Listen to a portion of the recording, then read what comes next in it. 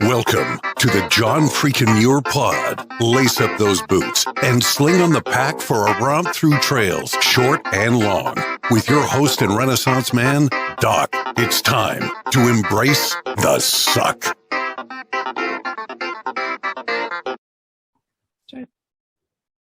Welcome back to another week on the trail. I'm Doc, and this is the John Freakin' Muir Pod. Let's start off with a reminder. If you are enjoying the podcast, take just a minute, help us out, leave us a review on Apple Podcasts. And if you're not enjoying the pod, well, just go ahead and keep that to yourself. All right. This week, we get to talk about love on the trail. You know, there's nothing better than being able to share the great outdoors with your significant other, or so I've heard. As we all know, Mrs. Doc is not exactly into sleeping in the dirt or pooping in the woods. And that's okay. However, this week's guests are a couple who have some great stories to tell, including a proposal on the trail.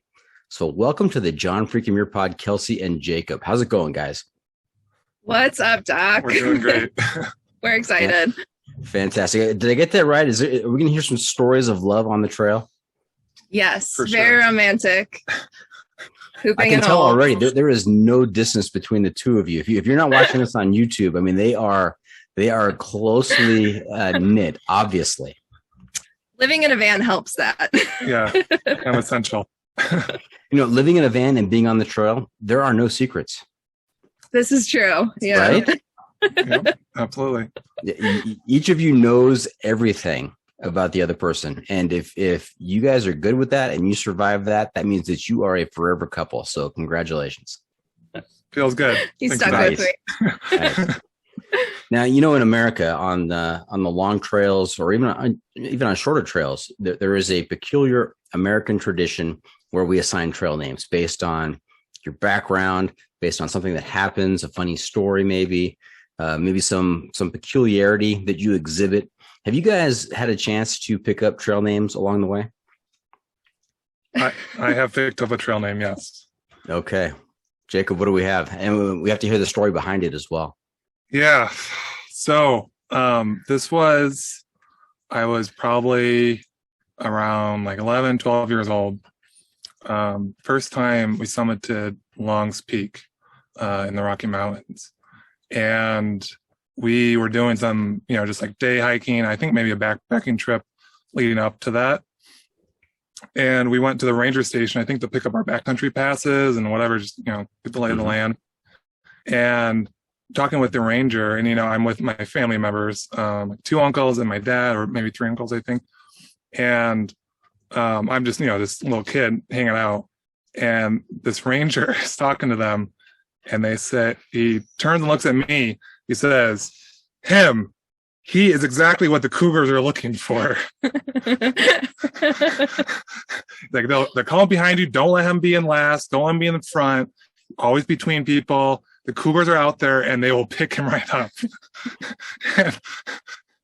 and there's like, all right, great. And so I'm, I'm like 12 years old. I was feeling pretty comfortable. But then I was like, oh my gosh, like what am I getting myself into? And of course, that had to be disconcerting as a 12-year-old to hear that from a ranger. The ranger, the authority is like, you're going to get killed by a cougar for sure.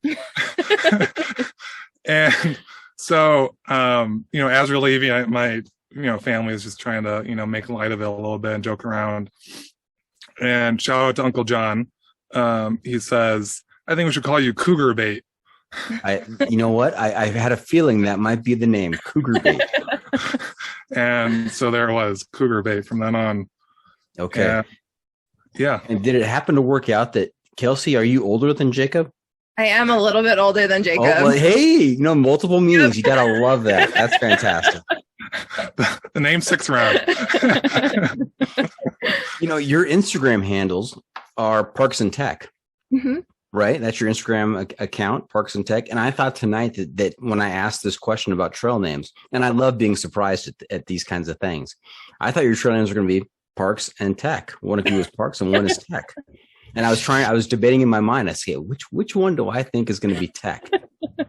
But that's obviously not the case. Yeah. No, Jacob earned that trail name. I every time I go on the trail, I'm like, maybe this time I'll get a trail name. I think I want it too badly, so it's never going to happen for me. So Yeah, that's actually why we're here, hoping you can assign. The more assign. you want it, the tougher it is. That's right. Well, maybe we can find a trail name for you during the episode tonight. That would be a dream. Perfect. Okay, we'll keep our ears open for that. But during the course of the episode, we typically go by trail names if you have one. So Jacob, this is the last time I will mention that name. You are Cougar Bait from this point forward. I'm Doc, and we have Kelsey, but we're on the lookout for a trail name for Kelsey. Perfect. Okay, great. Hey, have the two of you had a chance to listen to the podcast before? We have lots of hours in the van means lots of podcast time. Okay, nice.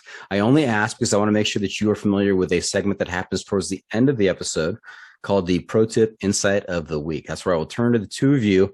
And I always love when I talk to a duo because that means we get two pro tips for the week. So I'll turn to you and ask you to share some bit of trail wisdom with our listeners to make their next outdoor experience even better. And you are expected to drop trail wisdom throughout the episode, but you will be on the hook for one at the end. All right, we're ready. Fair enough. Okay. All right. And hey, another feature we've been doing this season is the Must Bring Gear Review, sponsored by the ultralight backpacking gear company Outdoor Vitals. And here's how it works. And I just blew this. So apologies to my youngest daughter, Half Calf.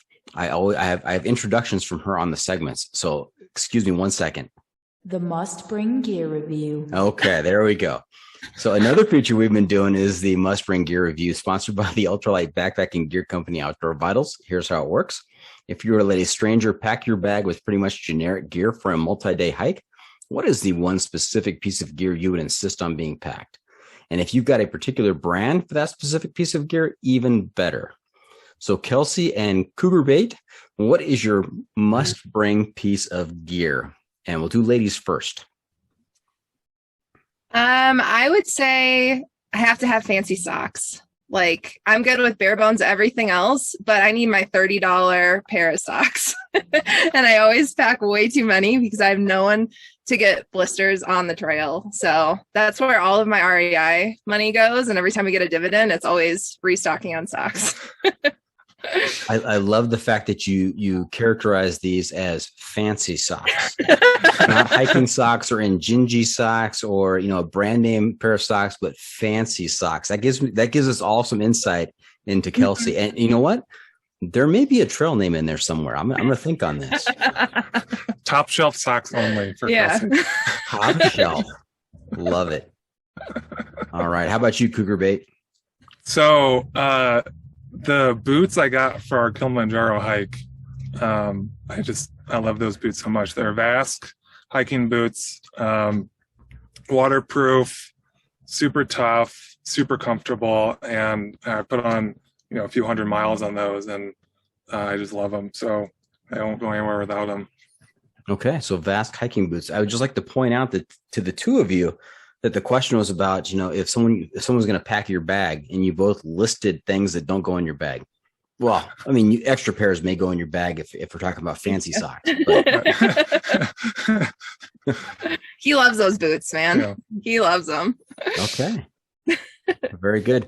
Hey, another segment we're doing to help us talk about gear is It's the hiking poll. The hiking poll. That's right. So this is a 7-question survey that's going to help me determine where you fall on a scale from 1 to 100 on the crazy scale, with 100 being completely sane and 1 being absolutely bonkers.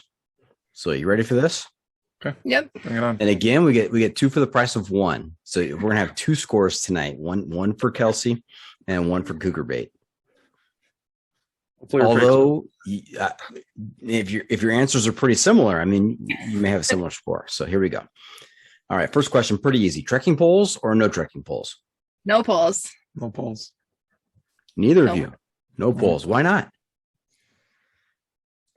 Coordination, the sound. I don't know. I'm just not a fan. I'm just a thumb underneath the backpack strap kind of guy. So that's where my hands live the whole time I'm hiking. So I don't know. That's just... Yeah, I imagine if your thumb was underneath your backpack strap and you had hiking poles, that'd be pretty awkward. yeah, kind of defeats the purpose. Probably keep Yeah. people away from you though. So Yeah, that's Joking. right. I mean, you would maintain distance, safe social distance in this time. Okay. All right. Next question: boots or trail runners? trail runners for me. Yeah, I gotta go boots. I have done trail runners before, but I like a good stable boot that you can kick rocks with. And And Yeah. Kelsey, why do you go with trail runners? My blister problems. I just don't trust hiking shoes. I mean, I've had good ones before, but the break-in time, it's too short of a period where I'm actually enjoying them. So I like my Hokas. Yeah, you are not alone in that. I think going with trail runners was a game changer for me. You know, with boots, I was always having to take care of my feet. You know, 3 days into a hike, all I'm doing is feeling my feet, taking care of my feet, dreading putting the boots back on. And when I went to trail runners, it changed the whole dynamic. I think it makes hiking like less intimidating too for folks. Like you can get out there in whatever shoes and you don't have to have fancy hiking specific types of shoes. So I love it. Yeah, good point. Good point. Cougar bait, never any problems with blisters with your boots?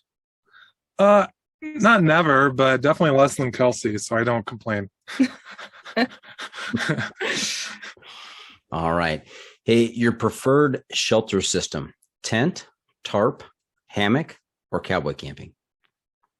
Tent. Yeah, we've always been tent people. So maybe I'll try hammock sometime. Separate Okay. hammocks. I just want to make that clear. We've tried double hammocks and not with this one. Yeah. Now you say not with this one. What does that mean? It's a very mobile sleeper, I guess. He's a wiggler, huh? Uh-huh. Moves Uh-huh. around a lot. Yeah. Okay. How about your sleep system? Sleeping bag or quilt? I'm team sleeping bag. Yeah, we have a double sleeping bag that we've used quite a bit. Okay. It's pretty slick. Even the wiggler there, cougar bait, you prefer a sleeping bag to a quilt? Because I found myself kind of constricted with a sleeping bag. I'm a side sleeper. I kind of move around a little bit, and the quilt really allows that freedom of movement. The key is zippers on both sides of the sleeping bag. And he pretty much just keeps it open. So I guess it's kind of like a quilt. Yeah, that's fair. But on cold nights, I'm a huge fan of the sleeping bag. Okay. We even made it into the van because we love it so much. And just in case, Right. always have the double sleeping bag. Okay. Do you have a particular brand or weather temperature rating that you prefer? Well, I bought that sleeping bag when we first went to the Grand Canyon, and it was supposed to be rated for 30 degrees, and I thought that was plenty because it was May, and we were in Wisconsin, and it was like 70 degrees out, and it was like 25 degrees when I woke up the first morning we were there, and so yeah, we were glad that it was as warm as it was because it was very cold outside the tent. But, yeah. Our engagement trip Yeah. was that one. Oh, we're going to get to that story. Hang on. All right. And are you in your van right now? Yes, we are. Okay. And where's the van parked? Outside of the Sopapillas factory in New Mexico. We saw Sopapillas off the side of the road. So we were like, "Arr!" And turns out there's good internet here. So we decided to take the interview. Win-win. Fantastic. All right. This next question, very important, huge point deduction if you answer incorrectly. So be very careful here. All right. Are you a stove couple, cold soak, or stoveless? I know the right answer here because we've listened to enough podcasts of yours. We are definitely a stove couple. Now, are you just saying that because it's the right answer, or is that actual truth? That's the truth. Yeah, when we're like hiking or out and about, and like in the van, we have a stove with us that we break out sometimes. Mhm. But we have done like just car camping with just over the fire before, and that's super fun. Mhm.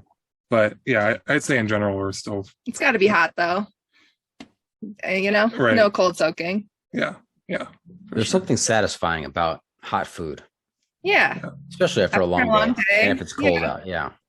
exactly. Yeah. And to any future guests who are listening, don't just give me the right answers because you're hoping to avoid a low score. There is it's a badge of honor to have a low score. I mean, through hikers are all a little bit crazy. So, own that. It's okay. All right. Hey, is life better above or below the tree line? Ooh. I would say right now in the van, we're kind of weather wusses. So we just don't tolerate heat very well because we have no air conditioning. And we don't tolerate cold very well just because it can freeze our pipes and freeze our battery and stuff like that. So we're very much moderate temperatures right now. So that's where my mind goes, is anywhere it's a nice moderate temperature we're all about. I think I'm below the tree line too. We spent a lot of time in the desert over this winter, and just seeing trees everywhere is a beautiful thing. Yeah, that's fair. Okay. Now, this last question, I've gone back and forth on, what this last question should be. I think I'm going to change it a little bit to, I'm going to update it from the outline version that you have. So my question is, do you pack for comfort or speed when you're backpacking? I pack for speed and then pack everything else that I want for comfort in Jacob's pack. Smart. That is good. That's good. I think you get some bonus points for that answer. You load up the cougar bait with all the extra stuff. Do I get crazy points or not crazy points? Here you get points for sanity because you don't want to carry that stuff. And if cougar bait has no objection, he gets some crazy points for carrying the extra weight for you. Okay, I'll take it. Happy wife, happy life, right? All right. Very good. Let me do some quick math here. That's the end of the hiking poll. I'm going to carry the 2. We're going to divide by pi. Going to multiply by the unknown X factor here. And cougar bait, you've got a score of 71. And Kelsey, you have a score of 76, both very solid. So congratulations on that. Now, those scores are subject to change as the interview evolves tonight. You may get some additional points or you may lose some points. We'll see how it goes. We'll see. Okay. Hey, before we get too far down the trail, let's back up a little bit. We'd love to hear about your origin stories, kind of where you grew up, where you spent your time as a kid. Did your families take you on hiking and backpacking trips, or how did you get involved in the backpacking cult? So who wants to go first? So I didn't really get into hiking until I met Jacob. I was very much into the outdoors. My family, we were always at the cabin, always hunting and fishing, loved getting lost in the woods, but just never really considered myself a hiker. Mm-hmm. And Jacob and I started dating in college, and I was out in DC for a summer doing an internship. And Jacob was like, "Hey, my family wants to invite you on this hike, and it's a little bit intense, but I think you could totally do it." And I was like, "Oh boy, I don't know what this means. What gear do I need?" So came back from DC, flew home to Minnesota, and kind of went to Cabela's with my dad and asked the person, "What do I need to hike?" And the hike was Long's Peak. That was my first really big hike and first 14er. My first hiking trip was a 14er after we got acclimated. And yeah, it was a great way to pull me in and meet his family in kind of an extreme way. But I've kind of been hooked since. Okay. Now, where did you grow up again? Minnesota. Okay. And cougar bait, was that your experience as well, Minnesota? I'm from Wisconsin. Yeah, we met at college and we both went to Madison for college. Okay. All right. And we already know from your earlier story that you received your trail name when you were about 12 years old. So you were out there doing some hiking. Was that a common practice with your family? Yeah, I really have my dad to thank for getting me out there fairly young. And yeah, I mean, most of the craziest stuff that both of us have done, I think, has been planned by my dad. So, yeah, including the Longs Peak trip. That was the first one that we did with Kelsey, and just hiking in the Rockies, in Grand Canyon, and wherever else, I guess, just in the Midwest. So, yeah, a little bit more of a background, but I think definitely our best memories are together. Okay. And the two of you, when you were at Madison, I mean, how did you meet? And I'm gonna ask Fancy Socks first. We're gonna try that name on for a little bit. Fancy Socks. I mean, did you guys have a class together? Did you see him across the campus? Was it you at a mixer or something? How did that work? And was it love at first sight, or is this something that the both of you had to warm up to? Well, I'm very curious to hear Jacob's answers. But we met in the marching band. We both. Oh, you guys are bandos. We are bandos. Trumpet. So obviously, you played instruments in high school then as well. Yep. Okay. So I actually went to UW to play softball. So I was there my freshman year playing softball, and then decided to kind of take a 180 and try out for the band. And that's ultimately where we met. We met junior year, and Jacob was leading some Cougar Bait was leading some after band like ab exercises. And I was like, cool, I'll join. And that's kind of how we met. And then for 9 months, I was friend zoned, and we went 9 months in the friend together. zone. Yeah, we went everywhere with you together. saying, Fancy Socks, with you saying that you were in the friend zone, that kind of implies to me that you wanted to be something more. I think that's fair to say. Yeah, I was like, what's wrong with this kid? But we went to Niagara Falls. I feel like this is kind of sparked or a good example of our sense of adventure. So one weekend during college, Jacob sent me an article that Niagara Falls had frozen and that it doesn't often freeze. So I'm like, we got to go.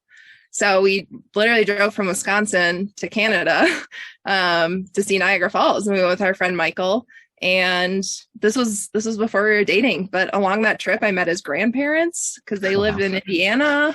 Yeah, it was this whole thing. So okay, now let's hold that thought for a second there, Fancy Socks. There's some stuff to unpack here. I have some questions for Cougar Bait here. Okay. So we've heard Fancy Socks' version of events here. First thing I want to get to is what's up with the ab exercises for the bandos. And I mean, I know from my previous life as a high school principal, and I know how much goes into marching band. I mean, it is complex. It's a lot of work. Those kids are sweating when they're out there. And so, was this just for the tuba players who were carrying those large instruments and they need to work on their core, or is this for or was this just an excuse to make your move? I wish I could say it was that well planned out, but no, we take marching band very seriously at Wisconsin, and sometimes it's got to take up to the next level. So, and those ab exercises lead to the next level. That's how you level up in band is more core. Strong core. They're important. That's right. Okay. Balance. Now, did you intentionally put Fancy Socks in the friend zone for 9 months? Not intentionally, no. Go on. It was not on purpose, but it just took me a while to get with the game. And then eventually, after she agreed to go to Niagara Falls with me one weekend, I was like, maybe she likes me a little bit. So a month later, I made my move. So did you reach out to all the band members and tell them, hey, Niagara Falls has frozen over. Let's go.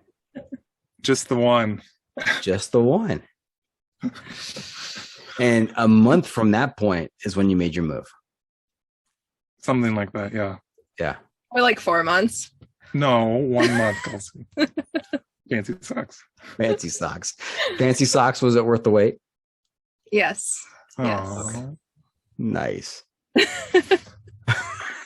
If you're not watching this on YouTube, you need to stop the episode right now and tune into YouTube. This is hilarious. The looks they're giving each other. You're waiting to see what the other one's going to say. This is great. Oh, the best question though is why did you feel the need to do exercises after band? I'm like, yeah, why did you feel the need to do that? I don't have a great answer. Cougar Bait tells his fellow band members there is no other band program doing ab exercises after practice. Let's level up. Let's take it to the next level, folks. Here we go. Yeah. Okay. Now you are living in a van. You're traveling where you want. How are you funding this exercise? That's what I always ask folks. How are they paying for their adventures? How are they paying the bills? Are you working remotely? Do you have a nest egg that you've built up and you're now dipping into? Do you have financial support some other way? Because I know there are adventurers out there just longing to break free from their jobs and find out how you're doing this. Yeah. So obviously COVID hit, everything went remote. My job, it was a pretty smooth transition to going remote. So I work in healthcare IT. And we were just kind of home a lot. And we're like, we got to get out of here. So we found this van that was in Idaho at the time, and we flew out to Idaho and we got the van, and then we just kind of figured out how to get working remotely from the van. So that's my side of things. I work full time, doing healthcare IT, and it's great. It's really nice to have the flexibility, and my job allows me to take every other Monday off. It's just kind of written in. So Monday's a great time to go explore the trails when no one else is out there. And yeah, it's been a really good thing. And I'm super lucky to be able to have a solid income and do this. But Jacob's story is a little bit more interesting. Is that the new direction for healthcare IT? Is it that a lot of them have gone remote? Yeah, I mean, I'm able to support hospitals across the country and just log in through a VPN. And we've been really lucky to be able to find awesome internet in like national forests and BLM land. So we can open up the doors, go for long, like lunchtime walks with the dog. And yeah, it's perfect. Oh, that's the first I've heard of a dog. What kind of dog do you have? We have a puggle named Georgia. She's 11. So she's an old girl, but she's perfect for the van because she pretty much sleeps most of the time. Part cat. Yeah, perfect for the van. You wouldn't want to have a Great Dane or a Saint Bernard, right? No. No, she's enough, and she's like 30 pounds. So. Well, you know what? I forgot to ask. What instruments did you play? I played the trumpet. I played trombone. Trumpet and trombone. Okay. All right. Mm-hmm. Fancy socks, trumpet. I think I like fancy socks better than trumpet. Trumpet might have a little bit of a negative connotation. Mm-hmm. Yeah, no, fancy socks doesn't have any of that. I like fancy socks. That's good. Tell your work from home story. Yeah, so before last year, I was a medical student, but I had also started getting involved in a startup in the radiology AI space. And then again, with just the pandemic and Kelsey being able to work remotely, I was getting interested in this whole van life thing. I decided to take a year off of med school to work full time on the company, on the startup. So yeah, I'm also working full time remotely. And that was also pretty natural because it was remote even during med school. My co-founder lives in North Carolina, so we've always been working remotely. So yeah, we're both able to, be gainfully employed, but also travel the country. And as much as possible during the week, we try to get to a national park or two when it's less busy. On the weekends, we move around and we do a little bit bigger adventures when we can. And mm-hmm. Yeah, it's been great. We've been able to be like the only car in the parking lot in like Zion, which you don't get to experience very often. No. How nice is that? Now, Cougar Bait, tell me a little bit more about your startup. You said radiology and AI. How does that work? What's going on there? Yeah, so we create basically computer algorithms that help diagnose radiology studies.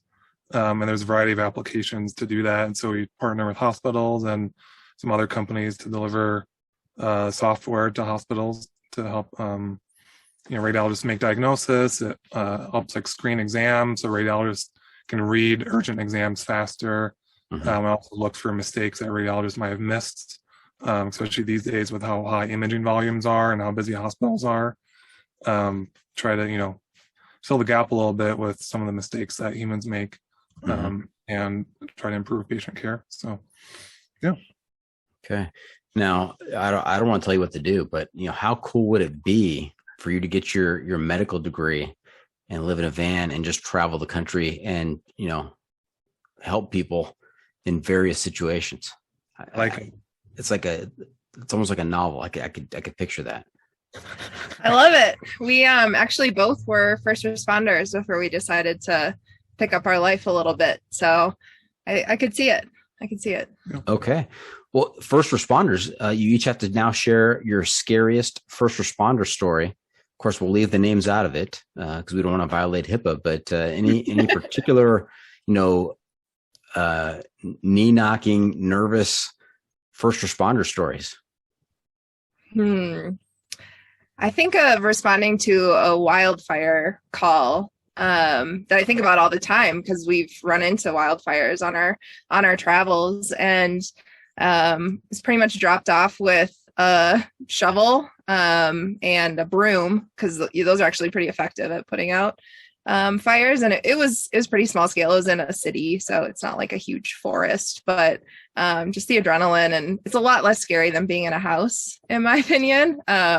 Those stories are less fun for me to share, but just the raking and sweeping we did to keep that fire under control was like unbelievable and a really cool thing to look back on when I drive past that field and the development of houses, to think of like what it could have spiraled into. So that's one of my favorites. Right. So Kelsey's a firefighter, by the way. Yeah. And I'm an EMT, a volunteer EMT. Okay. So I don't know. I've had some crazy stories. My very first call was what we call P&B. If you watch like medical TV, it's like a code. Basically, it means pulseless, not breathing, which is as serious of a call as you can get. And so that was definitely memorable. The very first ambulance call I got, and I had to do CPR and all that stuff. So, and if you're doing CPR right, there's actually like a cracking of the ribs, right? You have to be pushing hard enough to get the heart moving, physically moving. And that gives me chills. I don't recommend having CPR done on you. It's not great. It'll save your life, but you're going to feel it for a while. Yeah. Right? Yep. Okay. For sure. But I guess feeling it for a while is better than never feeling again. Not So feeling it, yeah. All right. Hey, we're going to take a quick break, and then we're going to come back and we're going to talk to Fancy Socks and Cougar Bait about the romance story, as well as other stories of adventure and van life. So stay tuned for that. We'll be right back.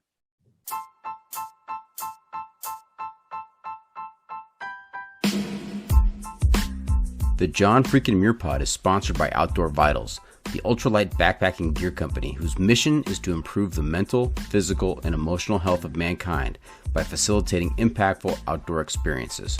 Outdoor Vitals creates innovative technical products with confidence-inspiring education that empower outdoor ultralight adventurers. Their focus on performance enables you to live ultralight with gear you can actually be confident with. Whether you're looking for an ultralight sleep system, shelter, or pack, or if you're looking for top quality apparel for the trail, you can find it at Outdoor Vitals. Do yourself a favor. Live ultra light.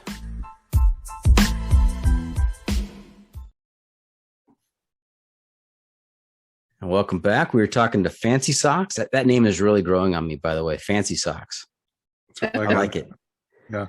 And Cougar Bait about their story, and we're going to talk about some of their adventures here.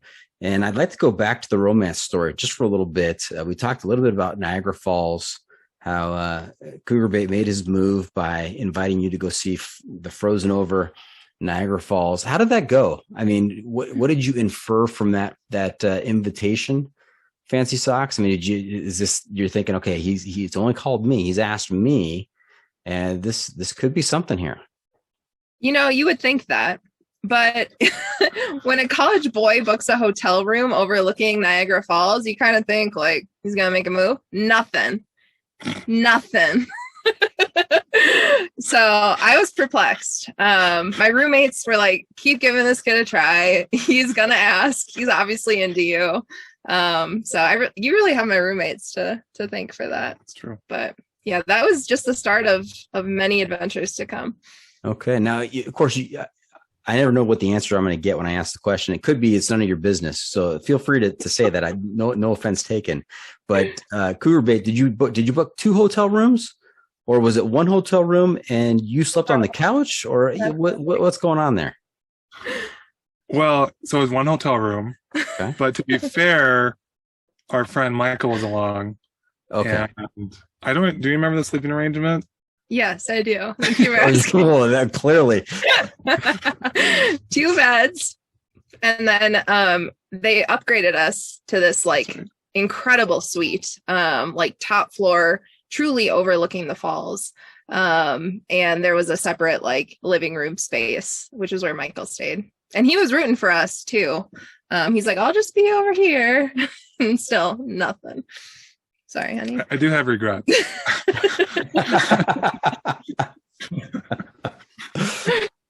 All right. So Niagara Falls comes and goes, and I think Cougar Bait said 1 month later, and fancy socks said 4 months later. What happened next in this love story? We started dating, and then I went off to DC for the summer, so we had to do distance for a little bit, and then really kind of bringing it back to the trail. That Long's Peak trip happened, and like I said, I was hooked. I mean, his family was great. I was definitely so excited to have someone that like pushed my limits a little bit and got me outside more. So it was perfect. It was great. So was Cougar Bait more outdoorsy at this point? I mean, he pushed you out of your comfort zone and got you out there on the trail? That's a really good question, because like I will like bait his hook when we go fishing. So like, oh, okay. I'm more outdoorsy in some ways, but he's more experienced on the trails. Okay. Yeah, that's fair. No defense. You don't want to say anything? That's a pretty good summary, I think. Okay. Yeah, I'm a former educator, so I like to use wait time just to see what comes out, just to see what develops. That was good. Okay. Now, tell us about Long's Peak. What kind of a trail or what kind of a hike is that? Long's Peak, highly recommend it if you haven't done it. It's a 15-mile out and back. There's lots of cool landmarks along the way that you become familiar with as you're doing it. Is this in Wisconsin? It's in the Rocky Mountain National Park. It's the tallest mountain in Rocky Mountain National Park, one of the 14ers. And it's a pretty cool trail. It's, you leave kind of at crack of dawn. Like a lot of these 14ers, you need to be off the summit and hopefully below tree line before like noonish or so, just because of lightning and storm concerns. Right. So you leave, I think we left at like 3 a.m. maybe. 6 miles of just kind of normal trail switchbacks and that sort of thing. And then you start getting to like the landmarks of the Long's Peak Trail. If you're on the Keyhole route, which is what we did. So there's Boulder Field, which is just right when you get above tree line. It's just what it sounds like. It's just a huge expanse of boulder. They just kind of hop from rock to rock. And then you go up that a little bit. There's a ridge with just a notch off the rock. And that's called the Keyhole. It's a pretty cool spot to cross over. And then you cross over to the backside of the mountain. There's the ledges, which again is basically what it sounds like. There's the trough, which is probably the hardest part. It's like a 1,200 foot vertical climb, very, very steep, and just kind of weaving your way through loose rock and stuff like that. And then it's not just a simple trail. It sounds like there's some class 3 scrambling there going on. Yeah. It's not technical, but like it, it's close. And if it was like snowy at all, it would definitely be technical. So, right. Yeah, we we haven't done that in the winter or anything. And then from the trough, there's the narrows, which again is what it sounds like. It's just very, very narrow ledges. And by that point, you're pretty close to the summit. It's pretty sheer drop-offs. It's starting to get pretty exciting. And then the last part is aptly called the home stretch, which is just 700 feet of just like granite. And again, it's not technical, it's scrambleable, but like you're using handholds and stuff to get to the very top. And it's pretty awesome summit to be on. Now So how did Fancy you Socks, meet your in-laws? Fancy Socks, is there an alternate version of this story? I mean, he's talking about being exciting. Was that your experience as well? It was such a rush, and I am very competitive and was just determined because everyone was like, "Are you sure you can do it?" So I like ran the last bit of it just to like show people that I could, mostly out of spite. But yeah, no, I had a great time. Like I said, I had never experienced anything even close to that before. Like we'd driven around by the Rockies and done just kind of the touristy viewpoints, but that was just a completely different way to experience the mountains, and like you really earn the view at the end, and it's so worth it. Right. Now you said you're with your future in-laws at this point. Yep. Right. Yep. So you said that's a great way to meet your future in-laws. They get to see you in these types of situations. And what was their response? I mean, were they Cougar Bait? Maybe this is more of a question for you. What did they think of Fancy Socks after this trip? Well, they were obviously very impressed because she's very impressive. But yeah, I mean, obviously, my dad loves having a hiking buddy, so he was very happy, and yeah, it was good. It was a lot of fun. Nice. I love that. They were very impressed because you're very impressive. That he said that very clearly. That's extra points there. Cougar Bait. Nice job. You're now at 74. So okay. Thanks. All right. Now the two of you though just have not only done hiking though. I understand there's also been some bike riding and camping. Or is it bike packing? Yeah, a little bit. Yeah. I think we just get restless if we sit still for too long. And in Madison, there's great bike trails, and there's trails that we just hadn't gone that far out on. So we're like, what's 100 miles from here? Like, let's see how we can do that. And mostly just like weekend warrior stuff where we set a goal that we want to see, however many state parks, or bike however many miles, or sign up for a half marathon trail run that we're not prepared for at all. Yeah, we just kind of like to stay busy, I guess. Yeah. Okay. Half marathon trail runs that you haven't trained for? Yeah, and didn't know it was a trail run until we started running it. All right. Cougar Bait, you just lost 3 points. You're back down to 71. All right. Nice. Let's talk about May 2016 in the Grand Canyon. Take us through that. I understand that was a special moment in your story. Absolutely. So it was mostly a surprise. I think maybe 2 weeks in advance, I told you that we were going to Grand Canyon. But yeah, just planned a trip after we finished. Actually, after I graduated, we had already graduated, and fly out to Grand Canyon and do some hiking. And on the second or third day there, we did the South Kaibab Trail down and next to the Colorado River, pull out a ring and asked her to marry me. And then we took the Bright Angel Trail back up. She said yes. So, yeah. That you really abbreviated that story. It was all kind of rushed through that. Did he rush through the proposal? Was that what it was like, Fancy Socks? So I was definitely in a rush to get down to the bottom because I knew he was scheming up something. So we must have made like record pace on the way down because I think I jogged like most of it, and you were like, slow down, like.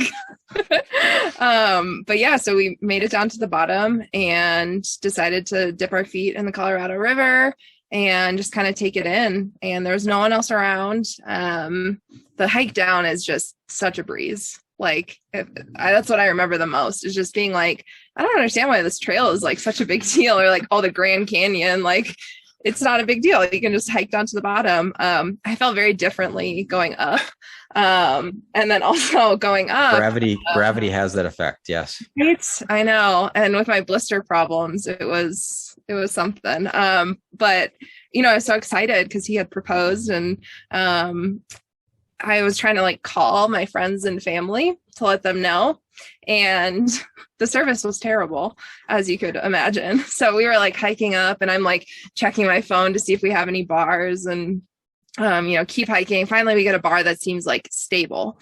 So I'm like, who should we call? So we called his mom, and his mom happened to be out on a bike ride or something. So she didn't have the best reception either. But I think it was Jacob said, so I asked Kelsey if she would marry me. And then I was like, and I said, yes. And then just silence on the phone, nothing. And I was like, oh boy, not a great start. It's a rough crowd. Yeah. Well, it turns out the call had dropped, and like his poor mom is also like scrambling to try to get good service, and we're trying to get good service. And she's like, wait, what did I hear? Like once we finally got back in touch with her, but she didn't know about it. My family did. But yeah, it was a very, very exciting time. We were telling everyone on the trail what had just happened. And, I think I might have finished that hike in socks because my feet were like bleeding.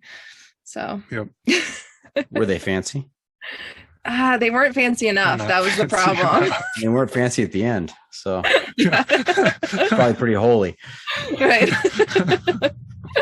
Now, Cougar Bait, did you have it worked out in your mind that there was a specific location where you were going to ask her to marry you? I had it down to 2 locations. One was at the bottom, which is what I did, next to the Colorado. The other was just kind of at like an overlook spot for sunset. So it was a little bit of a game time decision. Nice. And you were down by the river when you asked her? Yes. Yeah. By like Phantom Ranch, I guess in the area, just down at the very bottom. Yeah, just on the shore. Like I said, we took our shoes off and soaked our feet, and then I set up a camera on a tripod a little ways away to capture the moment. And yeah, pop the question. And when he was setting up the camera, did you have an inkling of something was going to happen there? Fancy socks? It was a bit of a giveaway, but we do set up the tripod a bunch to try to capture moments of both of us. So yeah, it was a giveaway. That's okay. Now, did you have the ring with you at that time? Yeah. Yep. Okay. Any nervousness about possibly losing the ring along the trip? I'm sure I was nervous about it at some point, but it all worked out. So I talked to another group of folks who did the John Muir Trail. Billy Yang, he's an ultra distance runner. He hadn't done much hiking, and he kind of documented his trip along the John Muir Trail. And he went with a couple of friends of his. I think it's Gabby and Elon, and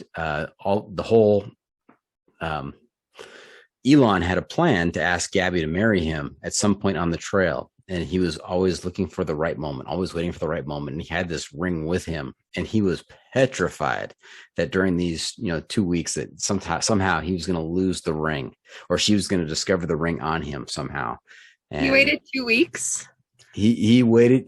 He was waiting for the right moment, and he decided the right moment was when they finished the hike at the Happy Isles trail signs. So I can say that's a good move just based off of, getting engaged and then having bleeding blisters as you hike up the Grand Canyon takes a little bit away from the romance, a little bit. But I would say that's like the best trail magic out there is to propose and get a ring. Like you're flying the rest of the miles, Yeah. So Nice. Don't wait for all the men listening. If you have any takeaways from this, is that the pro tip right there? that's the pro tip. That's a pro tip. It's not the pro tip. It's a pro tip. Okay. Very good. Nice job, Cougar Bait. Congratulations, you two. Thank you. Are you guys married now? Yes. Okay. All right. Mr. and Mrs. Got it. All right. But when we were engaged, we did Mount Kilimanjaro, which I think was possibly the biggest test. Okay. That's perfect segue. That's next on the list is Kilimanjaro. We're going to move on to other stories of adventure. And tell us about the Kilimanjaro hike, which was February of 2017. So this is a little less than a year later. You put in the relationship to the test by going through this really demanding summit. Yeah. With the in-laws again. Oh, with the in-laws. Yeah. I mean, we have them to thank for so many of our adventures, for sure. But there is something about spending 8 nights on the side of Mount Kilimanjaro, sleeping in a tent and sharing a toilet that really brings a group together. Yeah. Well, you had a toilet in the tent. That sounds like glamping. It was pretty glamorous. Yeah, well, I think digging cat holes is pretty difficult on Kilimanjaro, so you gotta figure out something. But So was the toilet inside the tent? it was a mini tent. Oh, mini tent. Okay, all right. Yeah. I was trying to go through the logistics of how that would work with the in-laws and the fiance, and everything in the same tent. That wouldn't be good. No, Not be good, no. no. I don't know if I would be here doing this interview. No, it was a great experience. And it's really hard to train for, 19,000 plus feet elevation. And I don't think you realize, I'm a pretty hard sleeper and we hardly slept. I think all of us in the group, because there's just so many changes and the elevation and you're exhausted at the end of the day, but you can't sleep. And we were required to drink a certain amount of water on the way up. So we were all peeing constantly. Stop every other step to go pee because I think good news is you're hydrated. Bad news is, man, you are peeing all the time. Yeah. All day. That sounds like a you know what I call that? I call that a Wednesday night. That's just being in your 50s and wanting to stay hydrated. It's many trips during the night, so it's crazy. Yeah, I feel like I can relate to being 50. Like I'm ready for being 50 years old. Oh man, but no, it was incredible, and I don't know. I think we were all just in such a daze on the summit day after lack of sleep and everything. But just looking back at those pictures, I can't even believe that was real life. It was once in a lifetime. But yeah, we took 8 days to get up, and I think 1 day is how quickly you can get back down. So yeah. And now I've stood on top of Mount Whitney at 14,505 a couple of times, and I know that getting there, the last half mile getting there, I was stopping every 100 feet and taking a 5-minute break. The air was rare up there. 19,000 feet, 19,000 plus. What does that feel like? Well, the crazy thing, so we both did a couple 14ers before then. But you end up the night before you summit, you quote unquote sleep at over 15,000 feet.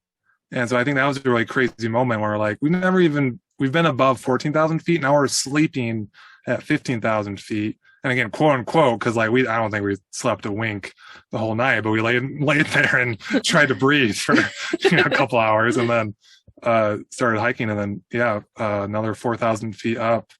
I don't know. I feel lucky, I guess, that we did it a slow way, that no one got really sick.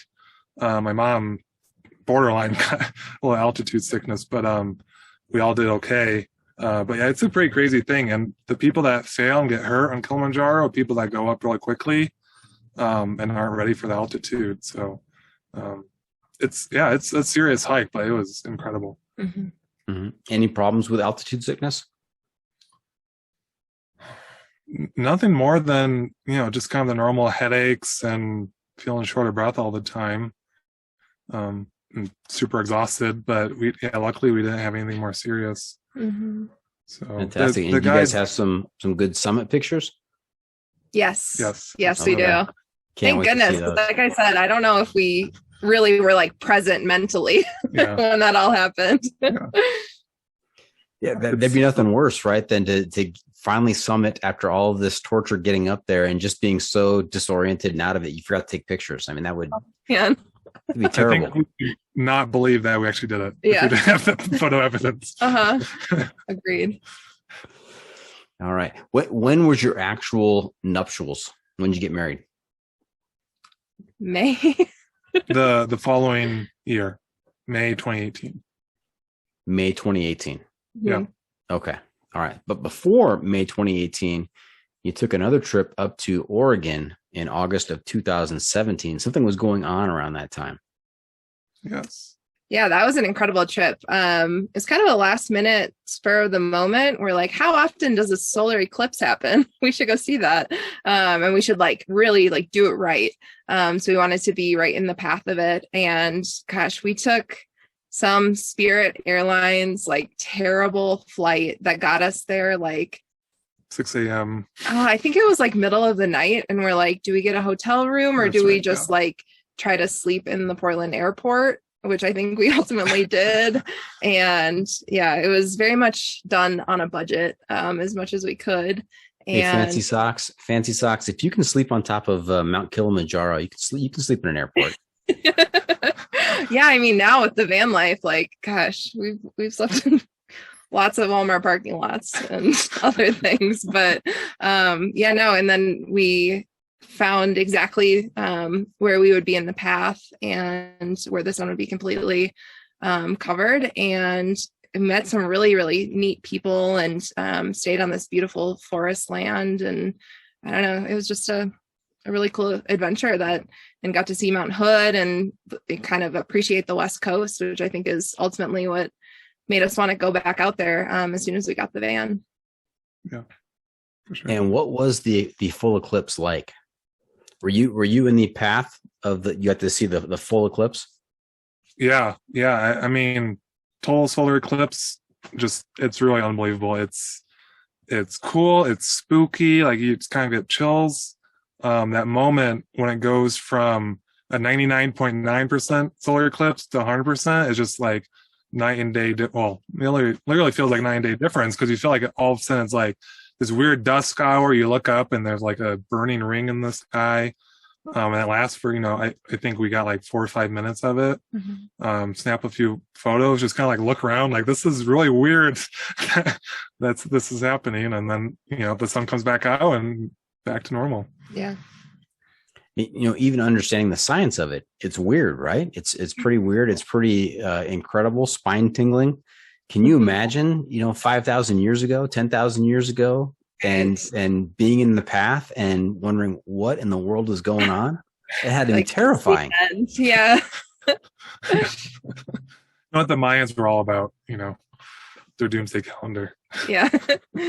That's right. Okay. And so did you also get married in on the trail somewhere, or did you have a more traditional ceremony? So my family has a place that's kind of up in the middle of nowhere, Minnesota. And I kind of saw it. Town? Yeah. Middle of nowhere. Minnesota. Okay. Fargo is the nearest big city. And that's big city. Yeah, exactly. So I kind of saw it as an opportunity to get all the people that we care about to go see this, chunk of land that's important to my family. So dragged a bunch of people out to the middle of nowhere, Minnesota, and just had acres to let people kind of wander, and live music and all that good stuff. So it was very outdoorsy, but still traditional, still kept grandma happy. Yeah. Got to keep grandma happy. Absolutely. We all understand that. And a short year later, you took a great anniversary trip. Where'd you guys go? We went to Yellowstone and the Tetons for our first anniversary. And that was another great trip. We really love Grand Tetons and love Yellowstone and love that area of Wyoming. It's so gorgeous. And we just drove out there and did some car camping, and Georgia got to come along for that trip, which was a lot of fun. The Puggle. The Puggle. Puggle. She tried to take on a bison. Yeah. Oh, wow. We fortunately were able to catch her before she met the bison face to face. My money would have been on Georgia. Yeah. She has a nasty bark. Yeah. When she wants to. Oh no, she thought it was pretty neat though. That Yeah. was fun. Yeah. Now, this was before van life, right? This is you said car camping you were doing? Yeah. Yeah. Before van life, although we've been lucky enough to be able to go back there with the van. Mhm. Actually, we went back there last December. Got a little bit of like winter experience in Tetons, which was really cool. We rented some fat tire bikes and biked to the Jenny Lake like visitor center, and we're the only people in the entire park as far as we could tell. And yeah, we got to see the snowy Tetons, and that was a really fun trip too. Now, you mentioned Jenny Lake, which reminds me of a previous guest that I had on the podcast, Mike Chambers, who had a show. I think he still has a show on Outside TV called Beat Monday. And it was all about how much you could pack into, he and a buddy, how much you could pack into a weekend, what kind of adventures they could pack into a weekend. And one of the things they did was they went to Jackson Hole and they participated in what's called the picnic. Have you heard of the picnic before? No, Oh. tell us. So they start in Jackson Hole at I guess there's an arch made out of antlers. Yep. Have you seen that? So they get on their bikes and they leave from there and they bike up to Jenny Lake. They then swim across Jenny Lake. They get to the far side and then they then ascend to the top of the Grand Teton. Wow. And then they go backwards. They hike Oh my down, they God. swim back across Jenny Lake, they get on their bikes and they bike back to the Antler Arch in Jackson Hole. And it's called the picnic. The picnic sounds so benign that it doesn't sound like much of a picnic to me, but Well, that I love sounds so cool. Yeah, I What love time of year does that happen? Do you remember? it's not an actual event. Some guy created the Oh, concept cool. and you can choose to do it whenever you want to do it. So Wow. Okay. Well, That's awesome. Add it to the list. Yeah, that's a bucket lister. are you guys big swimmers? I am. Jacob, not Kelsey's so much. very capable, and I try not to drown. Jacob only swims for survival purposes. So You just attach a tether to her then and let her do most of the work. Yeah, perfect. that's a good idea. Okay. Now we talked about van life a little bit earlier. You talked about picking up your van in Idaho. Now, there's lots of vans throughout the country. Why did you have to go to Idaho to get this particular van? Was there something special about this van? The van market is hot. And we were not the only people looking for a van 2020, 2021. So we were searching for quite a while and ultimately found this van that we wanted a Ford Transit. We wanted reasonable miles. We wanted it somewhat converted because we're only Jacob's taking one gap year for medical school. So we wanted to kind of hit the road. And yeah, we found this guy that is a carpenter and kind of outfitted the van for his family of 5 of them. So they had like a bunk bed and just did a ton of like weekend adventures in it. So it was perfect. And we've made it a little bit more office space friendly. But yeah, it's been great to us. We haven't had any issues, knock on wood. Now, are we looking at you guys through a laptop camera, through a webcam, through your phone? What are we looking at here? Just a laptop propped up on a box that we found. On top of Georgia, Yeah. strapped to Georgia. Are you able to move it around a little bit and give us a tour of what you call home there? Oh boy. Or is the place a mess? I don't want to put you on the spot. Oh, it's a mess. It's a mess. But I feel like that's part of the Part of whole van thing. life? Yeah, exactly. So we've got our photo wall here. Not many Okay. walls. It's actually a window. Here we're just outside. We've got curtains. So is that the back of the van there? The back, yep. Okay. Here, I don't know if you can see our RV map. I These see are that. Yes. the states that we've been to. Okay. So pretty complete. And now here's where it becomes a mess. We've got dinner out still. Okay. The clothes is kind of propped up as I quickly changed my shirt before this interview. Uh-huh. We've got some storage up top, and then we've got these is what used to be used to be able to fold down and become a bunk. So Okay. yeah, lots going on in here, but And are we you make guys it. sitting on the bed right now? Yeah, so this is a table. We have the table up right now, but it converts down into the bed. Okay. And you have everything you need. Yeah. Yeah. pretty We've much. we've had kayaks in here, we've had skis in here, we've had fat tire bikes in here. So it's kind of like our pickup truck, van, home, everything. Okay. And you know what? I can relate to that because I'm going to tell you a little story. We were up in Mammoth when the kids were young. We had I don't know if it was a Suburban or if it was an Expedition. I think it was a Suburban. And it's me and my wife, Mrs. Doc, and we've got the 3 kids when they were little. And we have a bike rack on the back. And on the back of on the bike rack, we've got 5 bikes. And my son and I decided we wanted to go see a movie up in Mammoth one evening. And so the girls dropped us off and we came out of the movie theater when it was over, and Mrs. Doc was driving in the parking lot of the movie theater there. And she caught the bikes in the bike rack on a pole as she was making a turn. She cut the turn too fine and caught the bikes there and kept going. And the bike rack broke, and the bikes, of course, fell to the ground. And so what did we have to do? We actually ended up driving home eventually, after we finished our stay there. But we drove home in the Suburban with the 5 of us, with all of our luggage, and with the 5 bikes inside the car.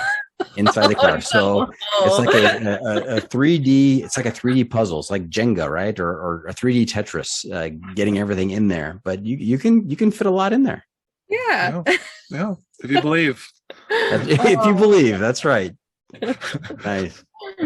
So what do you ascribe to vans being in high demand and van life really picking up? I know we haven't talked about it on the podcast. We've heard about, the Great Resignation, a lot of people leaving the working life and finding other ways to survive and subsist, and just kind of this movement of dropping out of what's traditional. Mm-hmm. You think that's the case? Do you think there's something else afoot? I think that's a lot of it.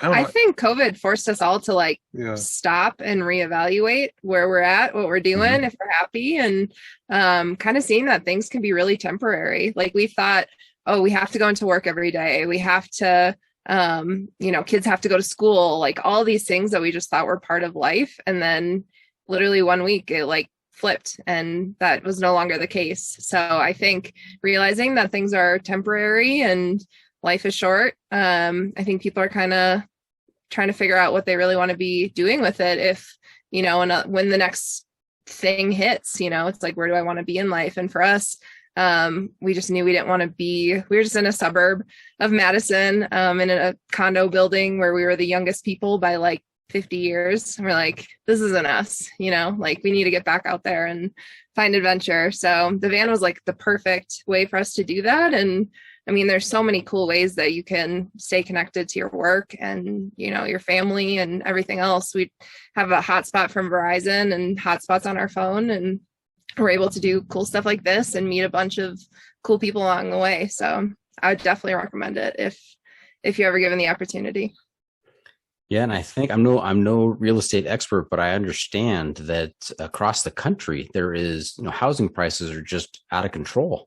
Mm-hmm. And I think as long as that continues to exist, I mean, that also contributes to people saying, you know what, I'm never going to be able to afford a home. I'm not, why am I going to shell out this much money to live in a small box, when I can go on the road and, park somewhere and have this incredible experience right outside the door.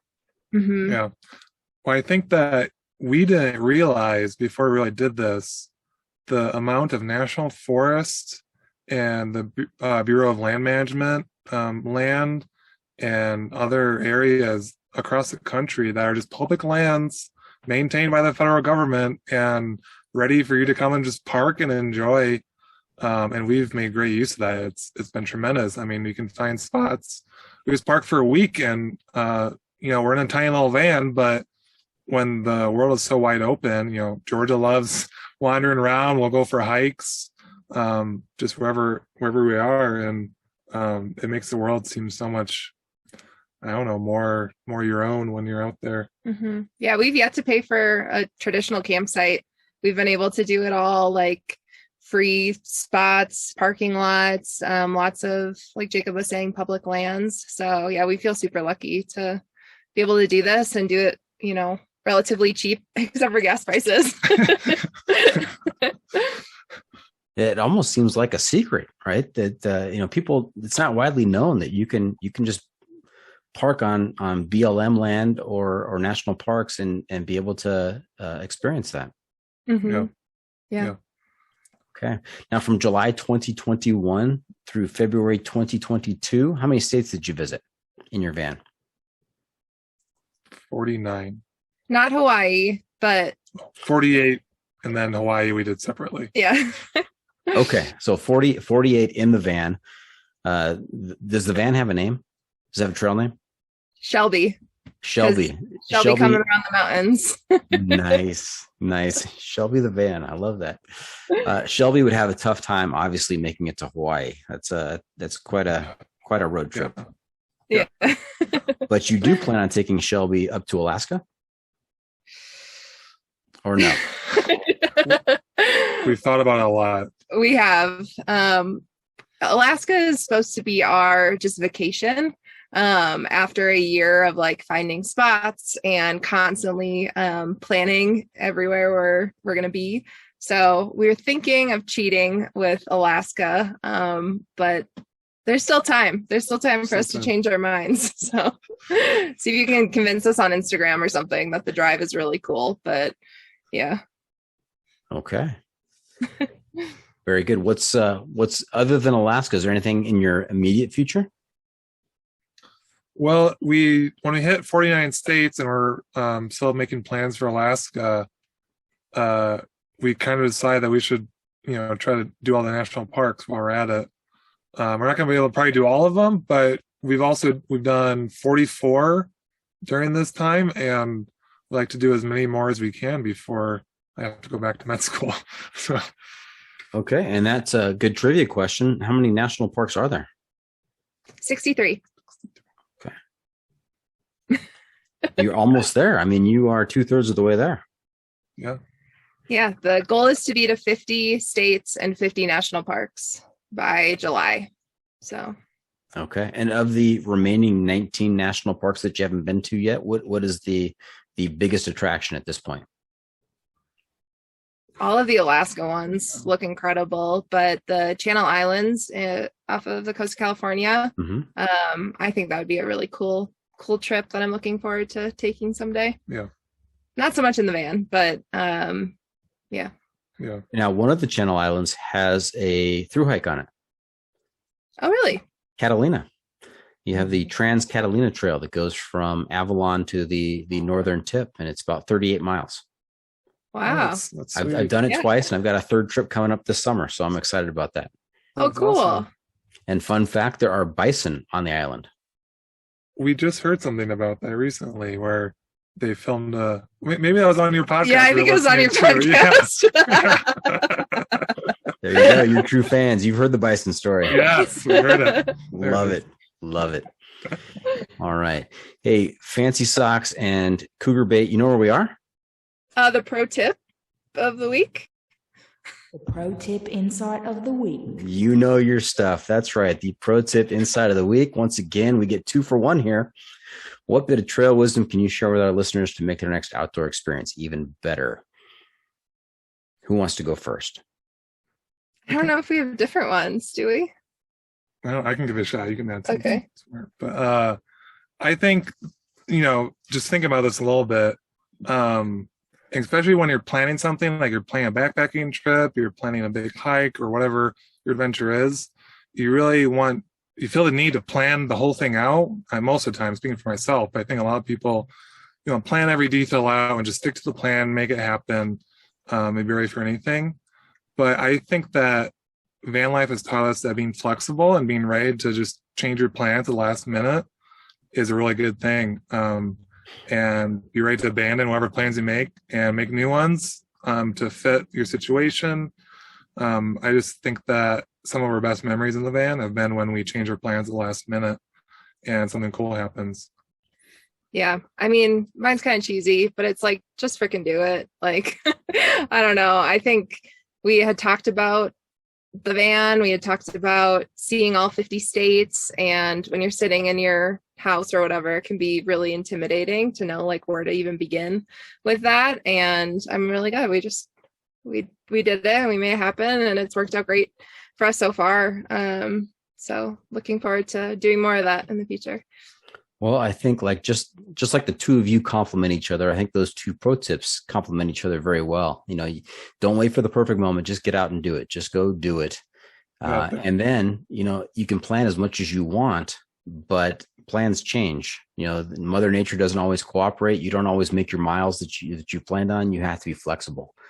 As I like to say, Mike Tyson, I'll quote Mike Tyson here. He says, everybody's got a plan. Everybody's got a game plan until they get punched in the nose.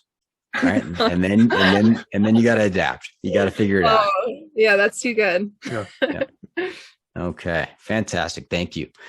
So there you have it. That's it. This episode is just about in the books.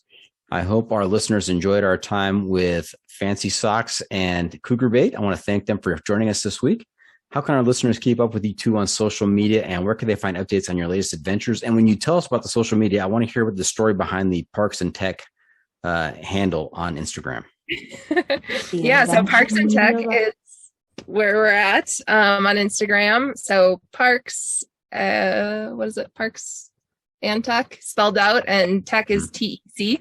So the story behind it is we were just like, if we're going to do this cool thing, we have to get an Instagram. Like that's what the people do. Right. And so many cool names are taken. But I think we might've even been watching the show Parks and Recreation at the time. It's one of our favorites. Yeah. And yeah, Parks and Tech just kind of came up, appropriately spelled tech is taken. So I shortened it a little bit, but it kind of sums up what we're doing too. Like we're trying to see all the parks and we're working our tech jobs at the same time. So, you know, if we had that story a little bit earlier, we might have gone with Leslie Nope, or maybe just Nope for your trail name. Oh, that would have been amazing. Dang it. Feel free to take that though. If you want to introduce yourself on the trail as Nope, and they're going to say, "Oh, you're a really negative person," you can then explain, "No, it's, nope. It's KNOPE." Right. We'll see if Fancy Socks sticks. I like Fancy Socks. That's good. All right. Remember to check out the pod on social media as well. We're on Facebook, YouTube, Instagram, Twitter, and TikTok. And if you have comments or clips you want to share, you can send it to me at johnfreakinmuir@gmail.com. I jumped the gun a little bit earlier, but here it is now officially. The Adventure Media Recommendation. I'm also looking to you two to share a recommendation for a book, a movie, documentary, some kind of outdoor adventure media to keep our listeners connected to the trail. We call this our Adventure Media Recommendation. What do you have for us? Oh, man, we were not prepared for this question. Off the top of my head, if you haven't seen Free Solo, you should go and watch that, because that is... Yeah, there's some van life in that one. Yeah. That's right. Yeah, van life. And that is one insane movie. I've said before that I knew going into the movie, I watched it in IMAX, by the way. Ooh. I knew that everything worked out okay. Spoiler alert, in case you're listening. Everything worked out okay. But I was still watching, through my fingers. It was nerve-wracking. It made you sick to your stomach seeing what he was doing. It's just crazy. Yeah. Do you have any recommendations for us? What do we need to watch? I got some good books for you. Yeah. Alone in Wonderland by Christine Reed, about the Wonderland Trail. She does a fantastic job talking about through hiking from the female perspective. Really, really great book. Also, Journeys North by Barney Scout Mann, about his 2007 trip up the PCT from Mexico to Canada.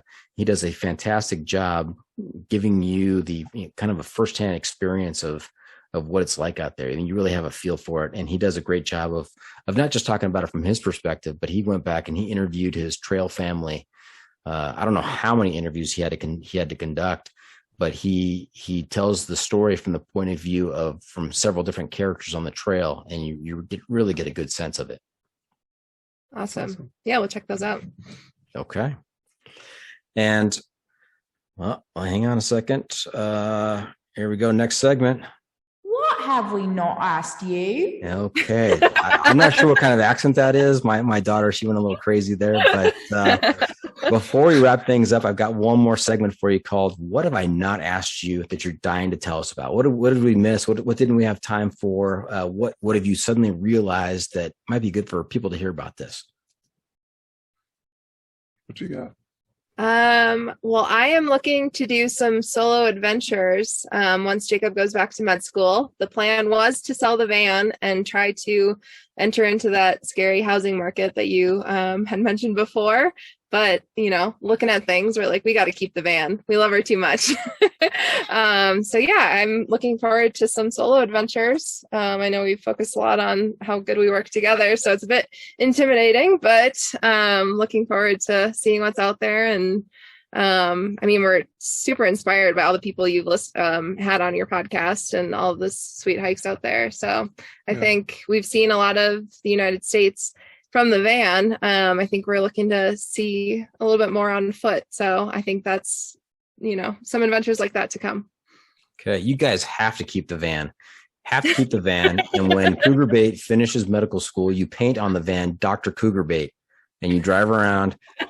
Just imagine the adventures. Perfect.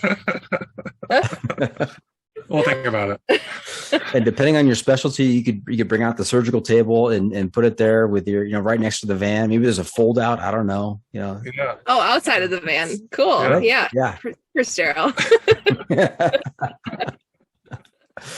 All right. That's a wrap from the John Freaking Muir studio. Any shout outs to friends and family, you guys? Oh, our families are awesome. We bought the van and we didn't even tell them because we were so nervous that they were going to be like, what are you doing? Absolutely not. But they're so excited for us. Like everyone we've met, they're like, this is a dream. Do it now. Do it while you can. No regrets. So I think just we've gotten so much support and it's been incredible. Yeah, absolutely. All thanks to our parents for full support. Okay. And Fancy Socks, when you lifted your arm right there, I noticed either a very interesting looking bruise or a tattoo. What do we have there? It is a tattoo. So when we got married, we did people do like unity candles or whatever. So we planted a tree at my parents' land. So we've got a little pine tree, but since we don't always get to visit it, we got it tattooed. So Jacob has one too. It's a little different, but okay. And his is on the left arm. So very, very symmetrical. I like that. Mm-hmm. Okay. Well, thank you for tuning in. Always remember the trail is the trail. It doesn't care if you want to go downhill. It doesn't care if it's almost dark and you're looking for a campsite. It doesn't even care if your puggle is barking at the bison standing in front of you. The trail is the trail. Embrace the suck. Thanks, Doc. Thank you.